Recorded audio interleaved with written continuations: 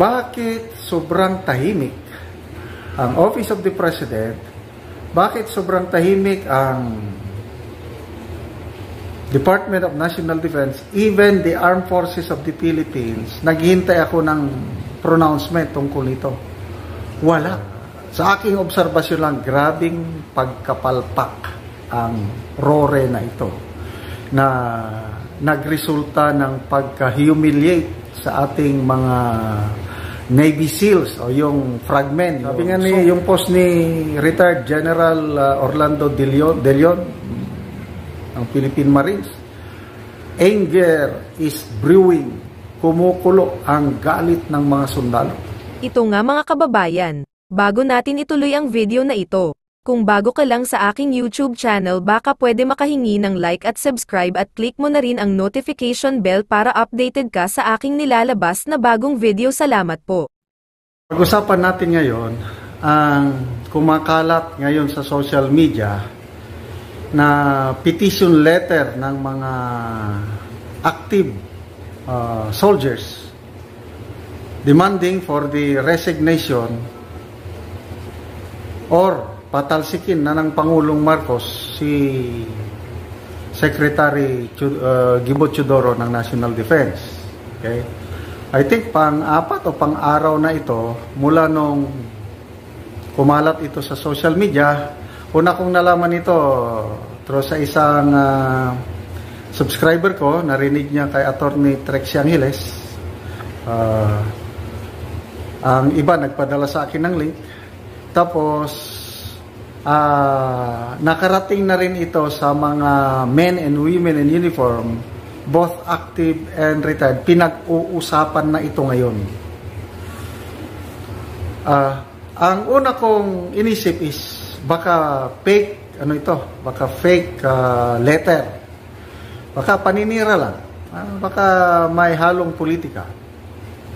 So binantayan ko yung response.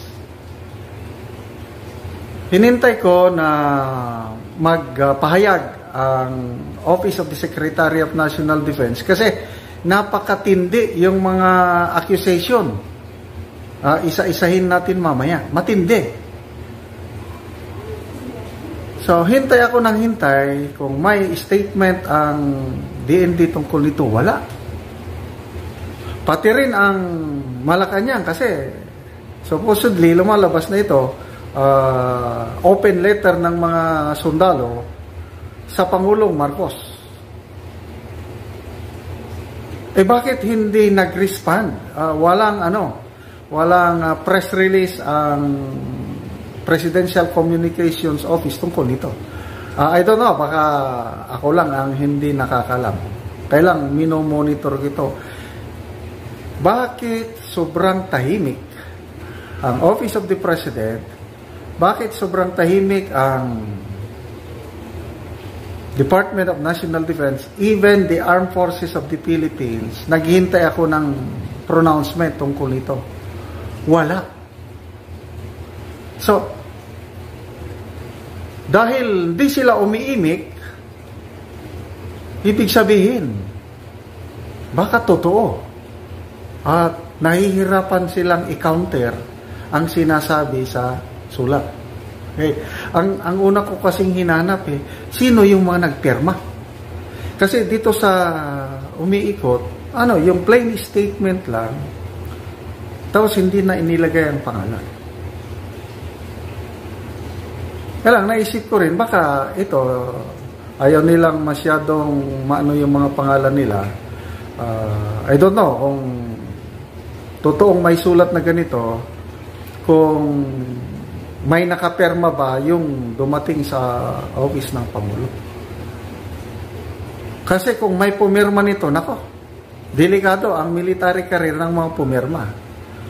Most likely, baka anonymous letter ito. Dahil delikado, itong mga active na sundalo na ganito magpakalat ng ganitong akusasyon. Okay?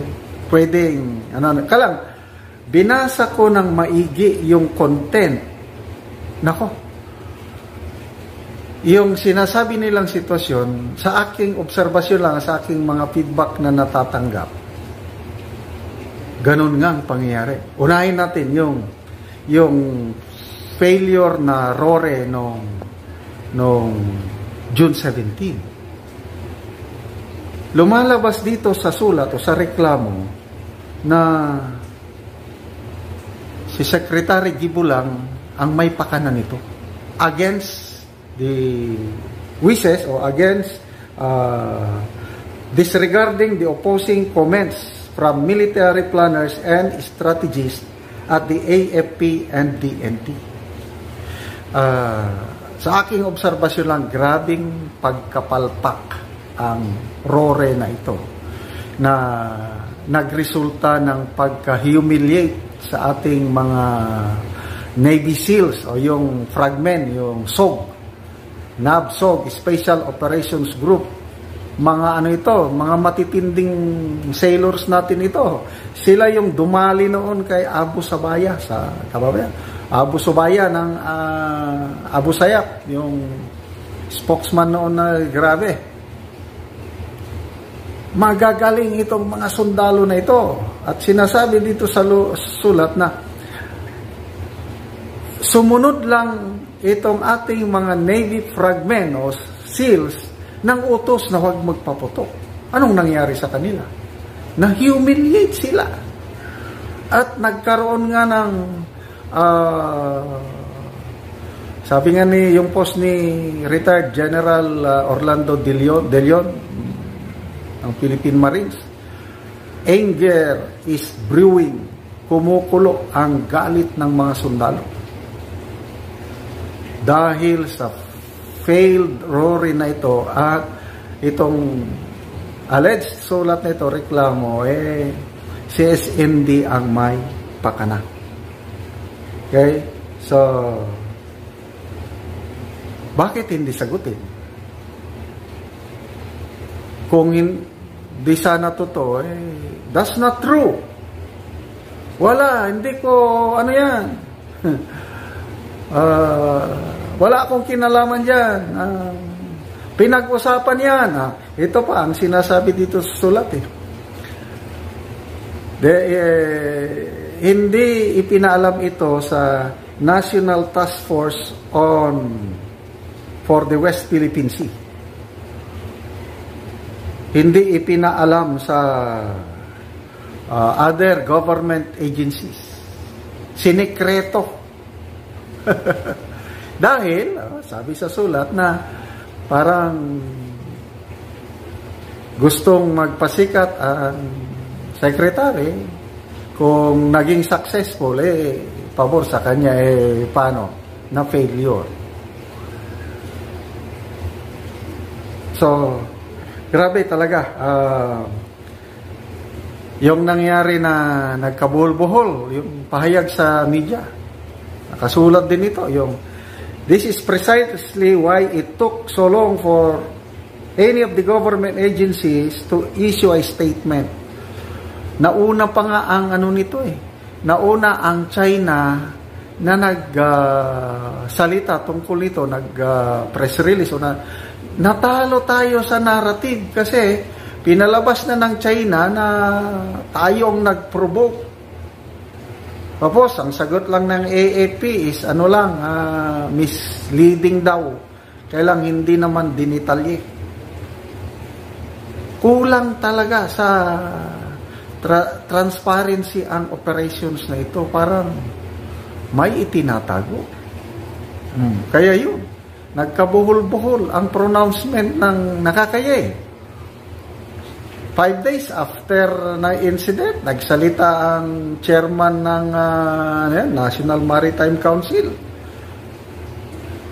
Executive Secretary Bersamin, Little President, sabi niya, aksidente lang, misunderstanding lang. Ganon din yung spokesman ng Commodore Tariela, spokesman ng West Philippine Sea, ganon din, aksidente. Nako, doon na sila pinutakti ng reklamo dahil imposibleng aksidente yun. imposibleng misunderstanding. O yan, nagkaiba ng pronouncement, ibang sinasabi ni Secretary Chodoro, iba-iba si Secretary Bersamin, hanggang nagpatawag na ng hearing sa Senado itong Senator Jaime. Doon napag-alaman na official record, it was not an accident, it was a deliberate action, deliberate ramming. So, hanggang Pangulo, wala rin. Ang tagal mag-rispa ng Pangulo. Kept in the dark, wala lang. Pinaka-worst na, pinaka-mainit na tension nangyari, wala lang. Inintay pa niya ng isang linggo, nagbisita sa Palawan, yun, doon siya nagsalita. Kinontra niya ang kanyang executive secretary at inamin niya na nagkamali nga, kulang sila ng data. Ano ba yan? So, mabigat po itong ano.